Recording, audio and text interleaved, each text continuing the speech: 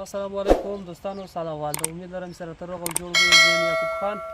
نو نن د موږ ولاګ د مټر ته ډېر نور بدلو پوه شولې، یعنې د یخ چېر نه ځینې لرې کوو او دغه هغه شو میخونه چې ورلګېدلي اوس دا د ګرمي ورچېر نه ورته بېرته اچوو.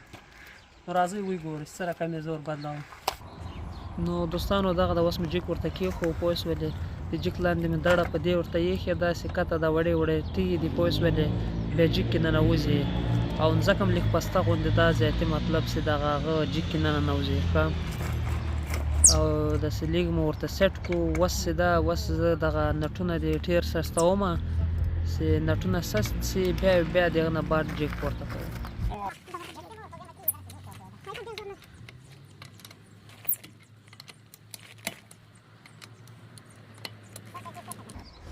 نو اوس دغه دا زیاتي د هغه نه بعد به دغه اوس زه پورته کړم جیک، چې جیک پورته کړه اتې به ډېر نټونه به سست کړو، ډېر به ځینې راوباسو.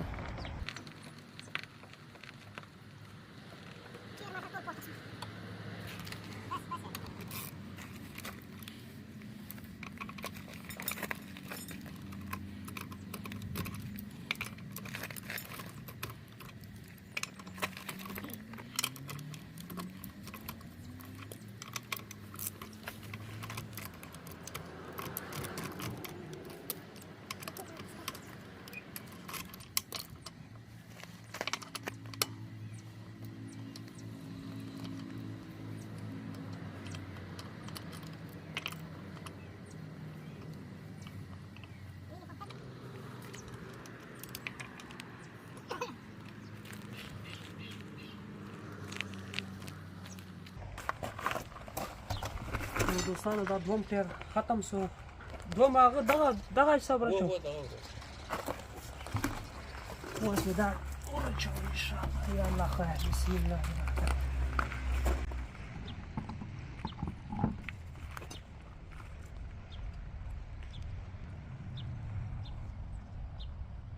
الرحمن الرحیم.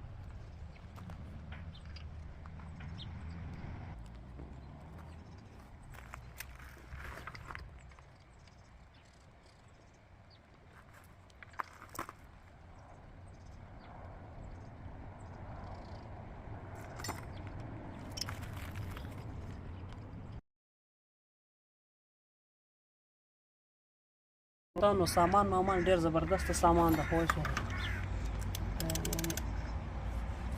ډېر زر کار ختموي. دا وګورئ ودرې ښایسته دې به دا شی وکړو دغسې بس نه پاسته خیر اوس کار کېږي زه اکثر لګي ډېرې ټیټ نه کوي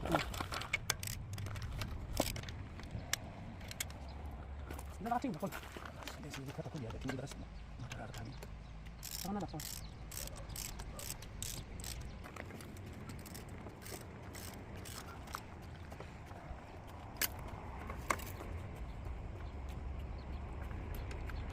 او دا د دریم ټیر.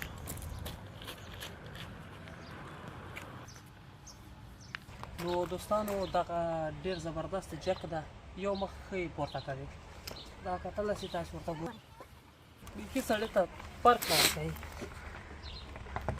دا ټیرونه بر وخت ټینګول د په اندازه چې یو مخ یې ډېر ټینګ کړي بیا کال ته خلاصي نه دا نټونه متئ هو چې یو مخ یې ډېر دلته خو لږ زیات هغه شو. ٹھیک ہے مټر لکه سم نه ده ولاړ، دا جک یو مخ جک شو. دغه بس دوستانو دریم ټیر خلاص شو. اوس بیا ورته بسته کول خیر دا بل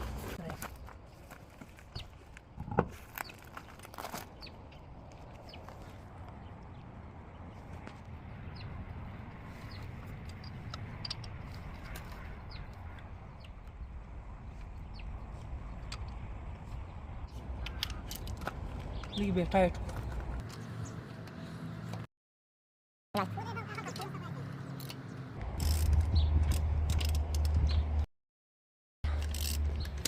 اخیری ټیر ده.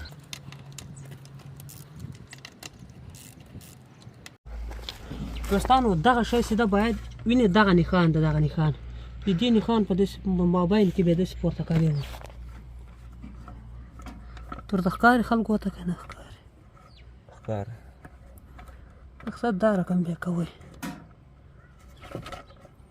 موږ دلته دړه ورته ایښې ده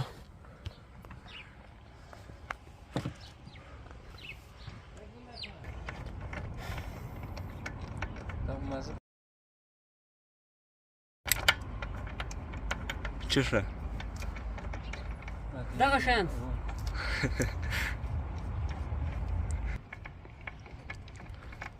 زه بیا کار خو اوس یا الله خیر بوټونه باید ځینې بچ کړم او دې روغ هغه پې اوس لیکه بیا بس کتابي دغلته یې کړ بیا ورته سم نه خرڅېږي ټیرونه ټول واچول دا اخري ټیر و یعقوبه ستړی خو نه شوې نه نه